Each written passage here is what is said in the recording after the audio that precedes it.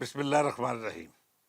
ਸੱਜਣੋ ਤੇ ਮਿੱਤਰੋ, ਪੰਜਾਬੀ ਲੈਂਗੁਏਜ ਮੂਵਮੈਂਟ ਦੇ ਪ੍ਰਬੰਧ ਹੇਠ 16 ਅਪ੍ਰੈਲ ਨੂੰ ਅਸੀਂ ਪੰਜਾਬ ਹਾਊਸ ਵਿੱਚ ਵਿਸਾਖੀ ਦਾ ਤਿਉਹਾਰ ਮਨਾ ਰਹੇ ਹਾਂ। ਇਹ ਤਿਉਹਾਰ ਐਲਾਨ ਕਰਦਾ ਹੈ ਕਿ ਪੰਜਾਬ ਵਾਸੀ ਹਮੇਸ਼ਾ ਤੋਂ ਮੁਹੱਬਤਾਂ ਦੇ ਨਾਲ ਨਾਲ ਰੱਬ ਦੀ ਅਤਾ ਅੰਨ ਪਾਣੀ ਵੰਡਣ ਨੂੰ ਵੀ ਆਪਣੇ ਵਸੇਬ ਦਾ ਹੁਸਨ ਸਮਝਦੇ ਨੇ। ਜੇ ਗੱਲ ਖੋਲ ਕੇ ਵੇਖੋ ਤਾਂ ਸਾਡੀ ਧਰਤੀ ਨੇ ਦੁਨੀਆ ਨੂੰ ਦੱਸਿਆ ਹੈ ਕਿ ਰੱਬ ਦੀਆਂ ਨਿਮਤਾਂ ਵੰਡ ਕੇ ਖਾਓ ਤੇ ਇਹਨਾਂ ਨਿਮਤਾਂ ਦੀ ਅਤਾ ਦਾ ਜਸ਼ਨ ਵੀ ਰੱਜ ਕੇ ਮਨਾਓ।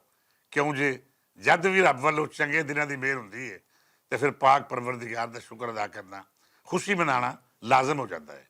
ਖਾਸ ਕਰ ਜਦ ਇਹ ਖੁਸ਼ੀ ਪੂਰੇ ਸਮਾਜ ਨਾਲ ਜੁੜੀ ਹੋਵੇ ਤੇ ਉਦੋਂ ਸਭ ਨੂੰ ਰਲ ਕੇ ਇੱਕ ਥਾਵੇਂ ਇਕੱਠਿਆਂ ਹੋ ਕੇ ਮੁਹੱਬਤਾਂ ਦੇ ਰੰਗ ਜ਼ਰੂਰ ਮਨਾਉਣੇ ਚਾਹੀਦੇ ਨੇ।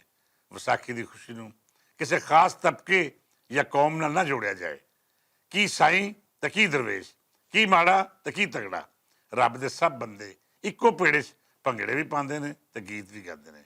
ਕੋਈ ਵੱਡਾ ਛੋਟਾ ਨਹੀਂ, ਸਭ ਦੀਆਂ ਖੁਸ਼ੀਆਂ ਬਰਾਬਰ ਤੇ ਸਾਂਝੀਆਂ। ਸੱਜਣੋ ਤੇ ਬੇਲੀਓ, ਅਸੀਂ ਸਭੇ ਲੋਕ ਜੋ ਪੰਜਾਬੀ ਬੋਲੀ, ਰਹਿਤਲ ਤੇ ਆਪਣੀ ਪੰਜਾਬੀ ਪਹਿਚਾਣ ਉੱਤੇ ਮਾਣ ਕਰਦੇ ਹਾਂ, ਅਸੀਂ ਤੁਹਾਨੂੰ ਪੰਜਾਬ ਹਾਊਸ ਵਿੱਚ ਜੀ ਆਇਆਂ ਨੂੰ ਆਖਦੇ ਹਾਂ। ਬਾਬਾ ਜੀ ਨਾਨਕ ਸਰਕਾਰ ਤੇ ਬਾਬਾ ਫਰੀਦ ਜੀ ਦੇ ਵਿਹੜੇ 'ਚ ਤੁਹਾਡੇ ਸਭ ਨਾਲ ਖੁਸ਼ੀਆਂ ਸਾਂਝੀਆਂ ਕਰਾਂਗੇ।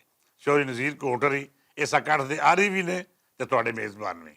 ਪੰਜਾਬ ਦਾ ਮਾਣ ਚੌਧਰੀ ਇਲਿਆਸ ਘੁੰਮਣ ਜੀ ਵੀ ਤੇ ਪੰਜਾਬ ਦੇ ਕਾਲਜਾਂ ਯੂਨੀਵਰਸਿਟੀਆਂ ਦੇ ਮਾਣਯੋਗ ਉਸਤਾਦ, ਖੋਜ ਪਰਖ, ਲੋਕ ਨਾਚ ਨਾਲ ਜੁੜੇ ਫਨਕਾਰ ਤੇ ਗਾਇਕੀ ਦੇ ਵੱਡੇ ਨਾਂ 16 ਅਪ੍ਰੈਲ ਨੂੰ ਪੰਜਾਬੀਆਂ ਦੇ ਸਭ ਤੋਂ ਵੱਡੇ ਮਰਕਜ਼ ਪੰਜਾਬ ਹਾਊਸ ਵਿੱਚ ਤੁਹਾਡੀ ਉਡੀਕ ਕਰਨਗੇ। ਪੰਜਾਬੀ ਸੱਜਣਾ ਮਿੱਤਰਾਂ ਨੂੰ ਰਲ ਦਾ ਖੁੱਲ੍ਹਾ ਸੱਦਾ ਹੈ, ਆਓ ਵਿਸਾਖੀ ਮਨਾਓ ਤੇ ਸਾਡਾ ਮਾਣ ਵਧਾਓ।